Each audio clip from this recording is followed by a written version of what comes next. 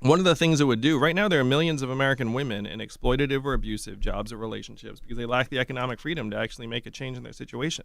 So if the Democratic Party is going to talk about empowering women, you know what's going to empower women? $1,000 a month. You know, you get $1,000 a month, and then you're in some job that's exploiting you, or some relationship that's not good to you. Then you can be like, I don't need this. Are you the only move candidate away. that's believing in this universal basic income? I am the only candidate championing it thus far, but I have a feeling I'm going to have some company after it sweeps the nation. Everyone wakes up. We're in a democracy. There's nothing stopping a majority of us from declaring ourselves a dividend. Nothing at all. They came this Declaring close. ourselves a dividend? Declaring dividend. ourselves, giving ourselves the dividend, some money.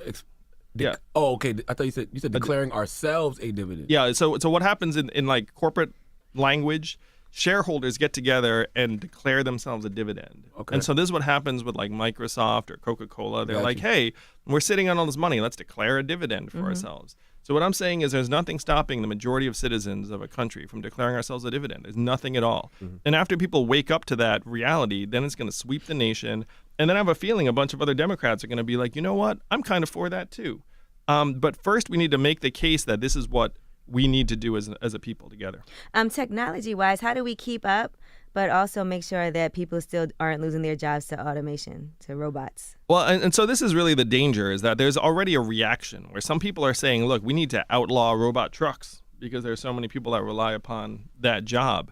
There are 3.5 million truckers. There are another 5 million Americans who work at truck stops, motels, and diners that rely upon the truckers getting out every day and having a meal. So it would be disastrous to replace those truckers with robots in the next 5 to 10 years. But on the other hand, you're looking at accidents that kill 4,000 people a year with human truck drivers, that you might be able to reduce that number.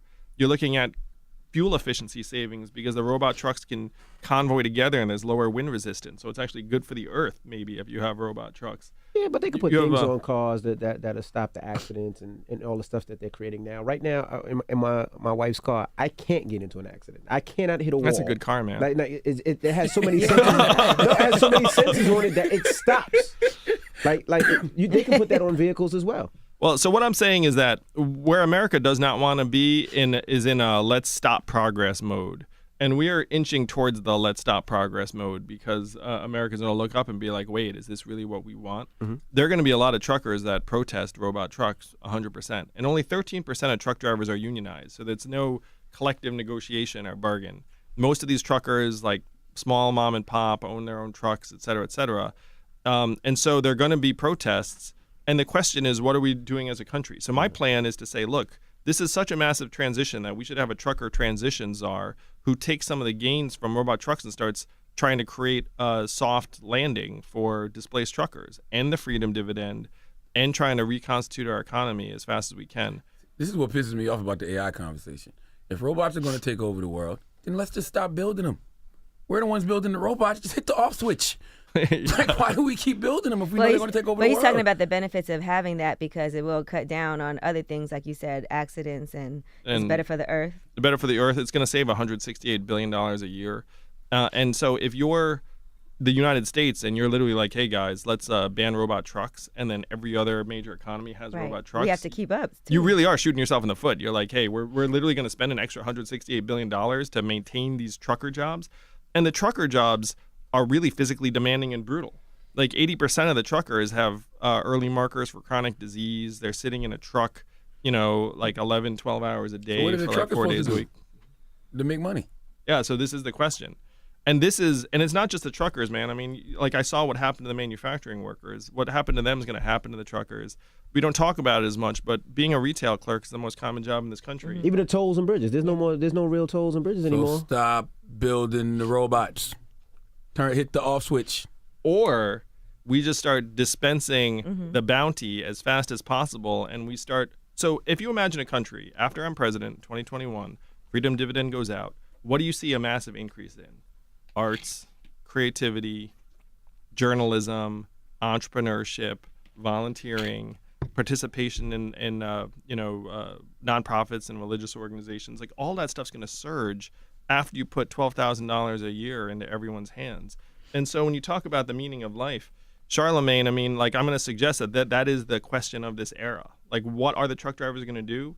Yeah, like that is the question, and we have to start trying to provide real answers instead of They need just, a job. You can't just say what are they gonna do. It's gonna be hurt. A lot of people are losing jobs now because of these I robots. just told Yeah. y'all what and to this technology. do. Who's gonna turn it off? Andrew, what you talking about? You know, he gonna hit the off switch. Well, do you think that we need to retrain people about technology and learning how to code and learning how to do other things to be more advanced? all right, so this is something I get really animated about. We can talk about turning coal miners into software engineers or whatever, but the reality is that if you're, you've been a coal miner for 20 years or a trucker for 12 years, like, there's no reason to think that you're gonna like being a software engineer or that you can become a software engineer. You just might not be smart enough. Only 8% of jobs are in STEM fields, and 92% are not. So saying, hey, we're gonna somehow turn the 92% into the 8%, like, does not make any sense. And the only reason you're even trying is because you're so brainwashed by the market logic, where you're like, oh, if you don't have economic value, then you have no value. And so because your job doesn't work now, I'm gonna have to turn you into a coder or something, which is ridiculous on its face.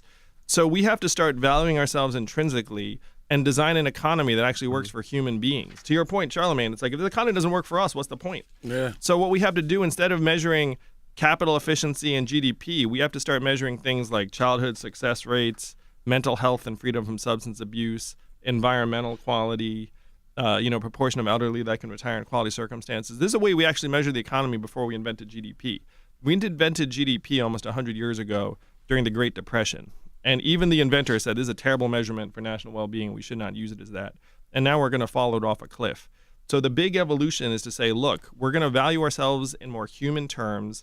We're going to build an economy that works around us. And then we can start answering the fundamental challenges that got done.